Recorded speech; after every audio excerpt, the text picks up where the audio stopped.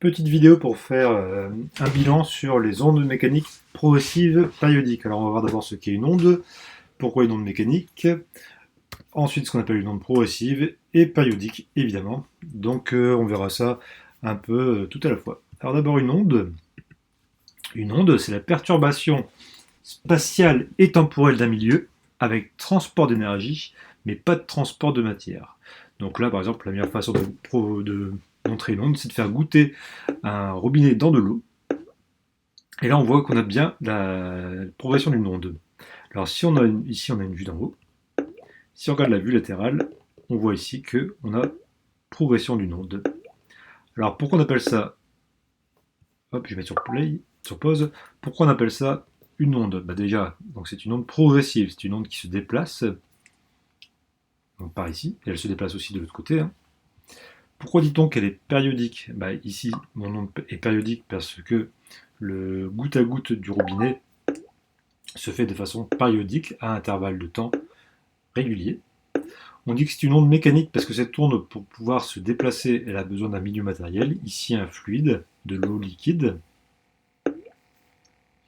Et donc c'est une onde parce qu'il y a transport d'énergie, mais il n'y a pas de transport de matière. Si je mets ici un petit bouchon, le bouchon va faire haut, bas, mais sans avancer. Quand on est sur une vague à la mer, la vague ne nous fait pas avancer, elle roule sur nous. Les grandeurs à connaître sur une onde, je vais mettre sur pause, c'est ici ce qu'on appelle la longueur d'onde. Donc la longueur d'onde, c'est la distance entre deux fronts d'onde, c'est-à-dire la distance entre deux maximales d'onde ou deux minima d'onde. À ne pas confondre avec la période. Alors ici, je vais mettre vue d'en haut. Et donc ici, on voit par exemple que la longueur d'onde, c'est la distance entre deux zones claires, ici par exemple, ou la distance entre deux zones foncées. Alors que la période, qu'est-ce que la période? Eh ben, c'est l'aspect temporel de l'onde. On va se mettre ici par exemple. Hop. Et vous voyez, la période ici est le temps que met l'onde pour réatteindre un maximum. Ici, on a une période, une période, une période, une période. Donc, si je dois vraiment faire une comparaison, la longueur d'onde est une distance, alors que la période est un temps. Et donc, le temps et la distance, la période et la longueur d'onde, sont reliés par la célérité.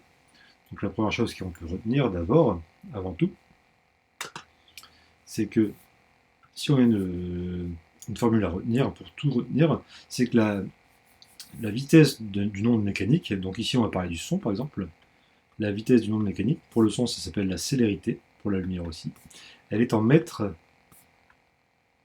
par seconde. Donc ici, la célérité est égale à une distance divisée par un temps, évidemment, programme de seconde.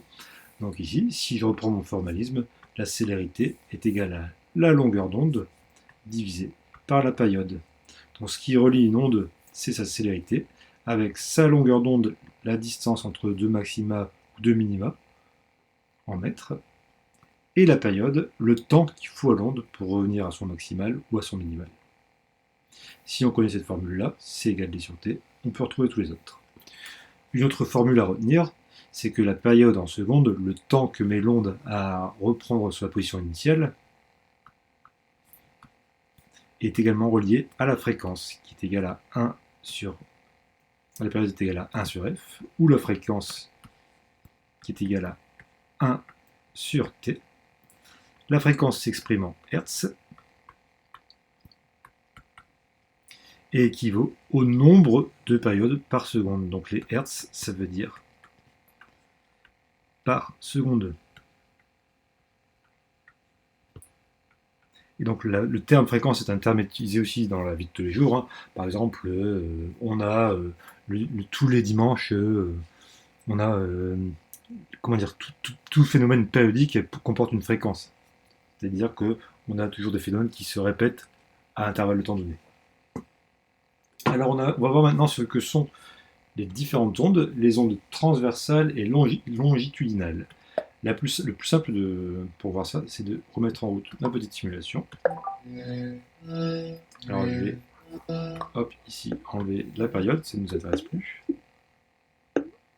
On va laisser un petit peu le phénomène avancer.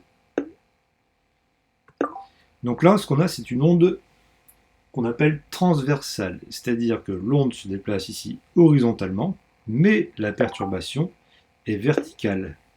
Quand la perturbation est perpendiculaire au sens de déplacement, alors on a ce qu'on appelle une onde transversale. C'est pareil quand je fais par exemple vibrer une corde sur une guitare. Je fais vibrer la corde sur la guitare et l'onde se déplace de façon perpendiculaire. Pour le son, par exemple, le son est une onde, cette fois-ci, longitudinale.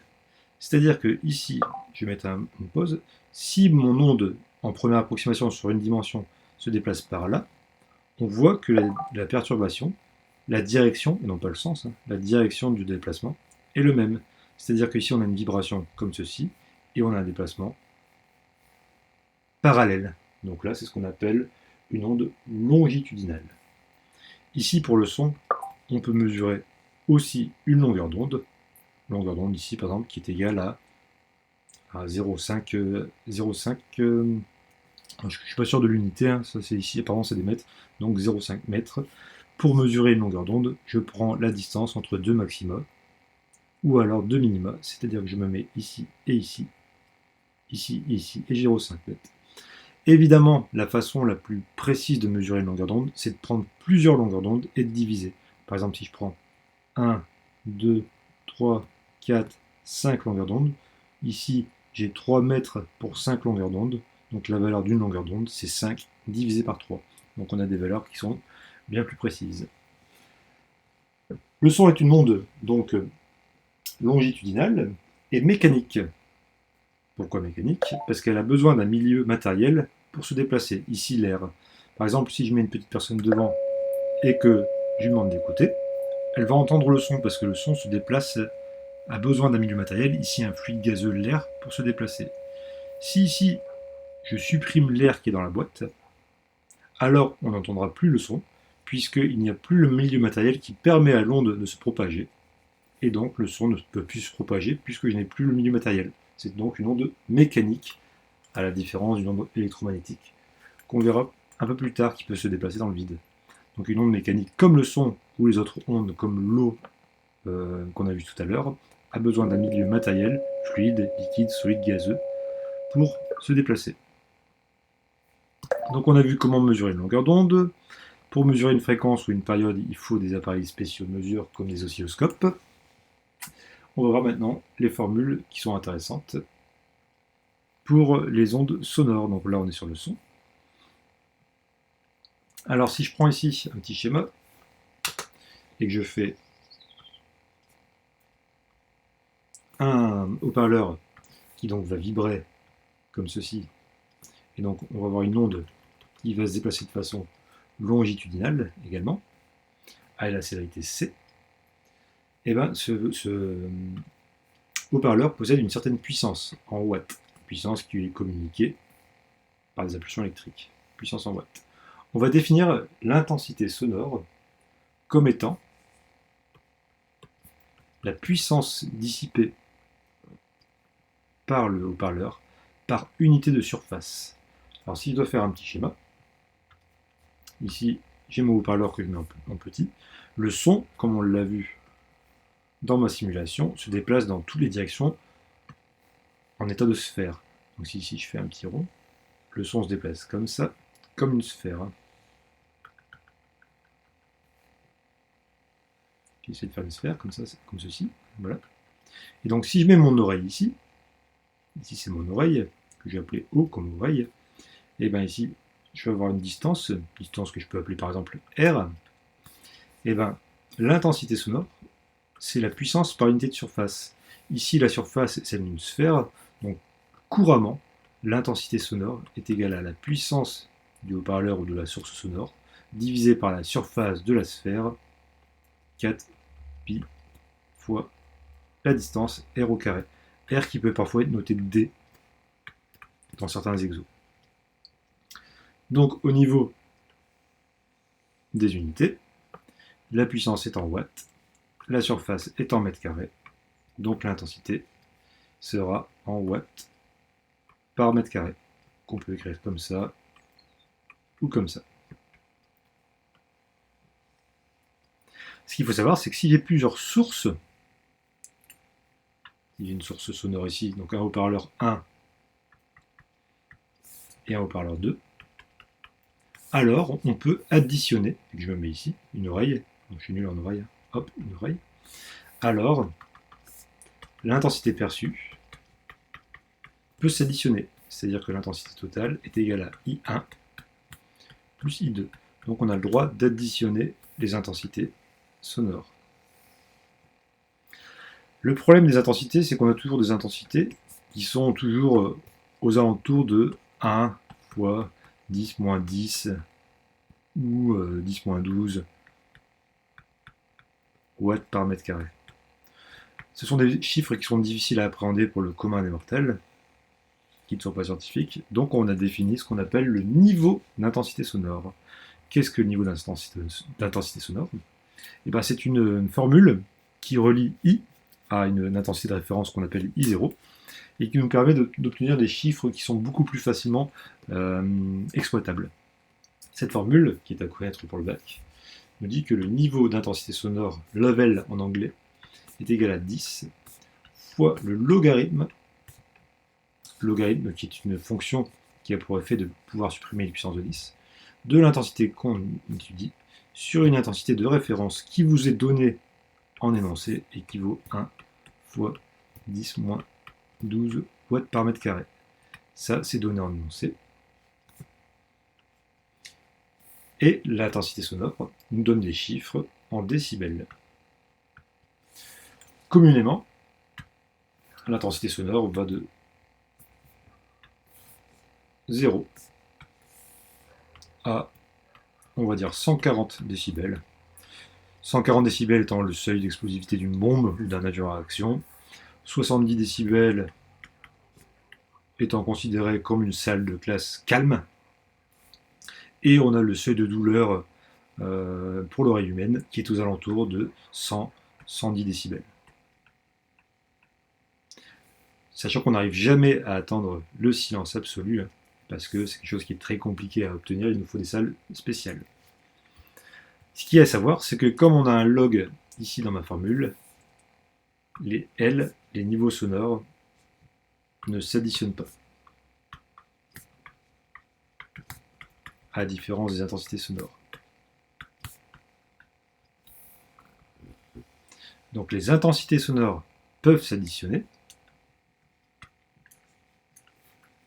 mais les niveaux d'intensité sonore ne peuvent pas s'additionner puisqu'on a un logarithme dans la formule. Un panneau danger. Donc ça veut dire qu'en exercice, si dans un exercice du bac, on vous donne des niveaux d'intensité sonore et plusieurs sources, donc à retenir, s'il y a plusieurs sources,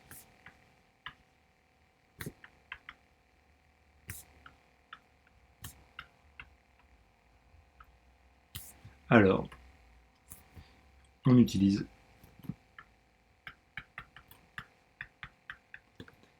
l'intensité sonore pour les additionner.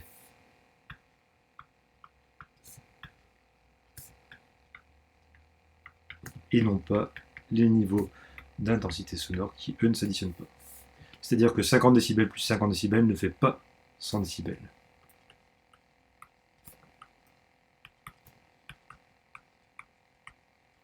N'est pas égal à 100 décibels. Il faut utiliser l'intensité sonore pour pouvoir faire nos calculs d'additivité de sources sonores.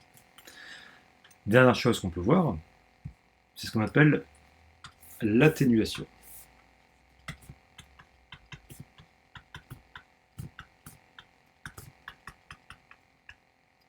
On va noter A. Faisons un petit schéma. Si ici, j'ai un haut-parleur qui émet une onde,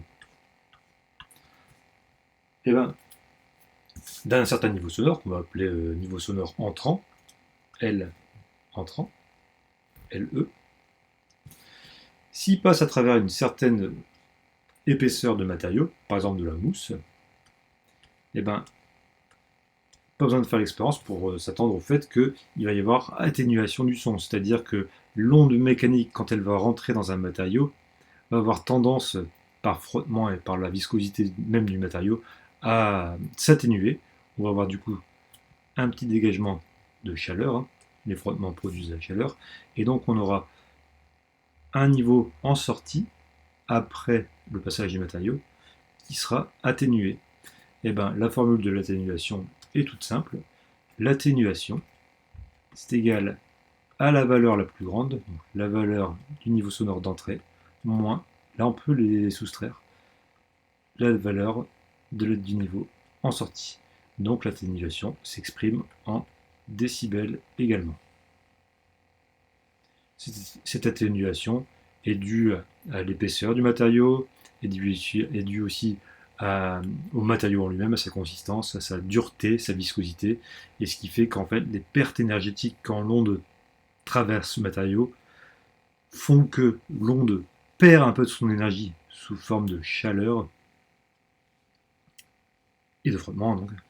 Et donc l'onde est atténuée en termes d'intensité sonore, et donc de niveau d'intensité sonore.